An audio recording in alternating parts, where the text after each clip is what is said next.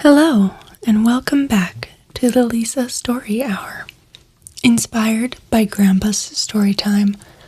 Tonight's story is called The Library That Only Opened at Night. Settle in, get comfortable, and let the day drift gently away.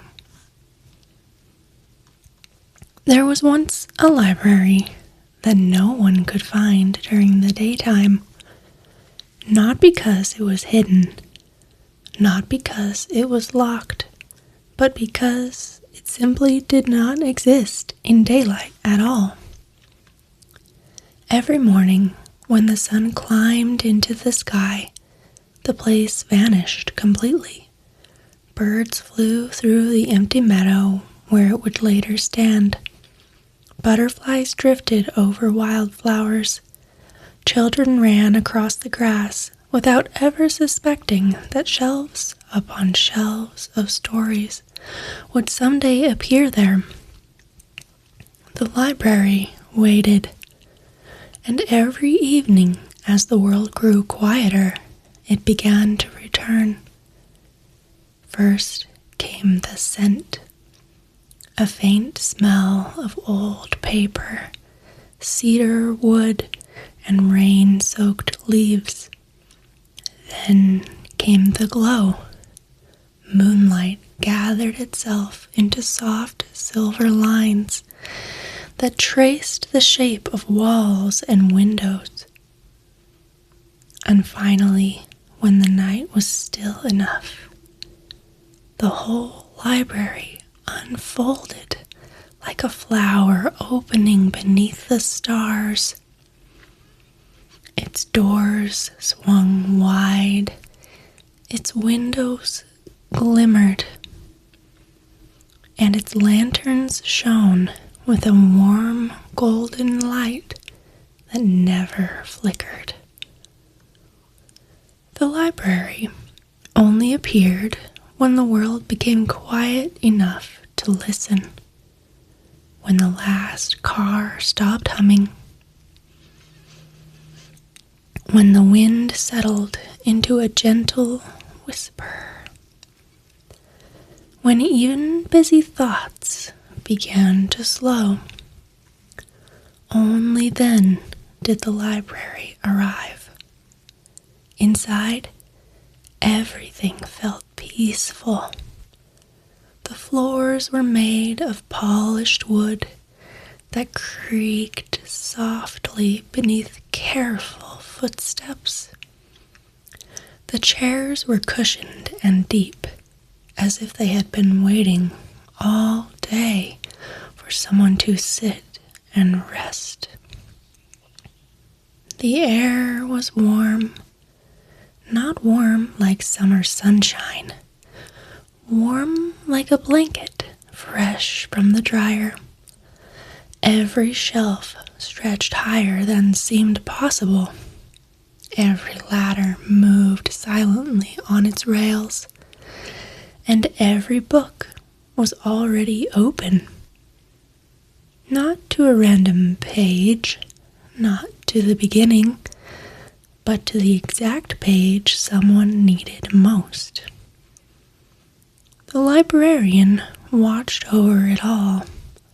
She had silver hair gathered into a long braid and eyes that sparkled like moonlit ponds. No one knew how old she was. Perhaps she was as old as the library itself. Or perhaps she had simply spent so many nights among stories that she had become part of one.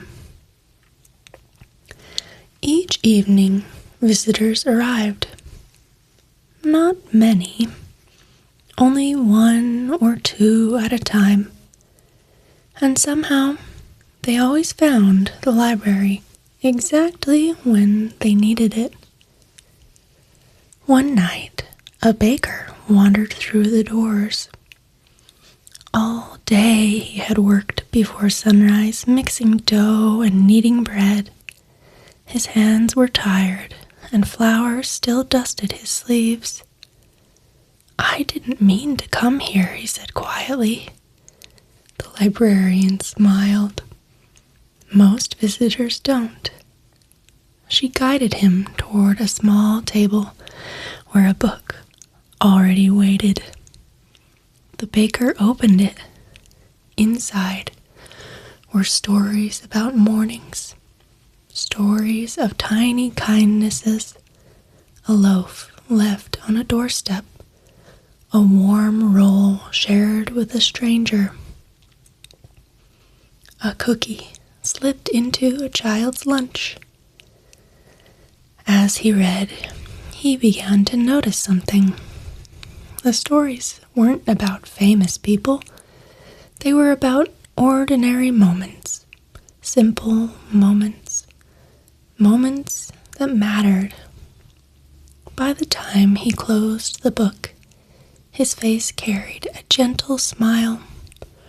The librarian nodded knowingly, and the baker left, feeling lighter than when he had arrived.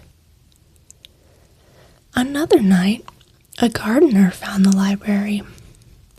She spent her days tending flowers and vegetables, planting seeds and pulling weeds. The book waiting for her was filled with gardens from every corner of the world. Moonlit gardens, desert gardens, gardens that grew beside oceans, gardens hidden inside tiny courtyards. And as she turned the pages, she realized that every beautiful garden began the same way, with patience. One small seed, one small beginning.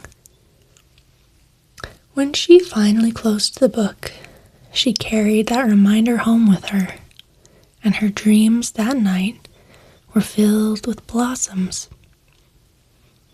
The library welcomed many visitors: a clockmaker, a sailor, a teacher, a painter, a woman who spent her days caring for elderly neighbors, a man who walked dogs through the park every afternoon. Each found a book already waiting. Each found exactly the page they needed. Yet the most remarkable visitor arrived on a quiet autumn evening. It was a traveler. No one knew where the traveler had come from.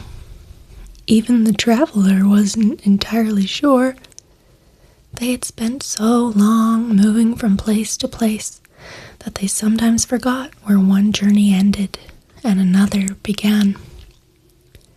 That night, beneath a sky full of stars, the traveler noticed a warm glow shining across a meadow. Curious, they followed it, and there stood the library, made of moonlight, made of old paper, made of silence and stories. The doors opened before the traveler could even knock. Inside, the librarian greeted them as though they had been expected. "You're right on time," she said. The traveler blinked. "I didn't know I was coming here." The librarian smiled. "The library usually knows before you do." A book rested on a table near the fireplace. Its pages were already open.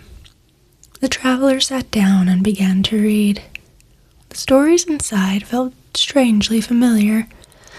There were stories of courage they had forgotten they possessed, stories of mistakes that had quietly taught important lessons, stories of kindnesses they had given without realizing their importance, a hand offered to someone carrying too many packages, a patient conversation with a lonely stranger, a smile shared on a difficult day.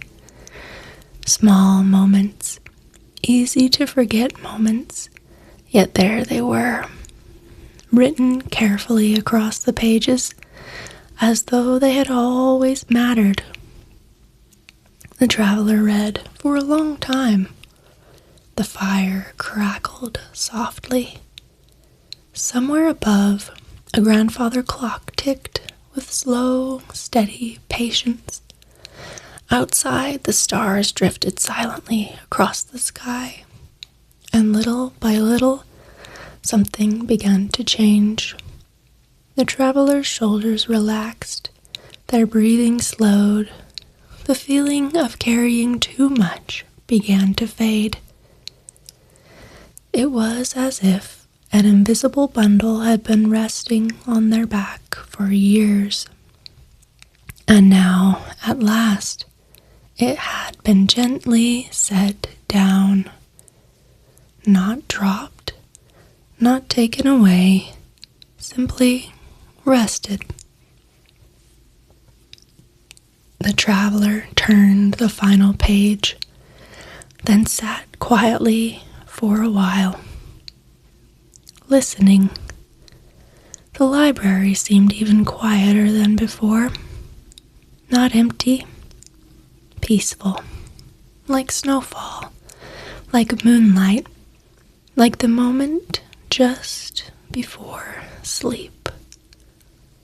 At last, the traveler stood. "I think I should go now," they whispered. The librarian nodded. "Of course." The traveler looked around the room. The endless shelves, the glowing lanterns, the books waiting patiently for tomorrow night's visitors.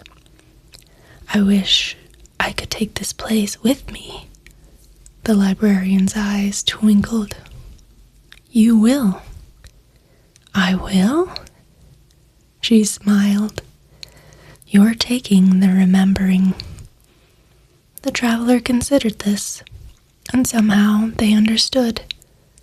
The library wasn't only made of books, it was made of reminders. Reminders of kindness, of patience, of wonder, of all the good things people often forget when their days become too busy. The traveler thanked the librarian, then stepped outside. The night air felt cool and fresh. The stars shone brightly overhead, and as they walked away, the library's golden light glowed softly behind them. By morning it would be gone. The meadow would be empty once more. Yet somewhere, waiting beyond the noise of the day, the library would return. It always did, and perhaps on a quiet enough night, when your thoughts begin to slow and the world grows still, you might find it too. A warm building made of moonlight and old paper. A book already open.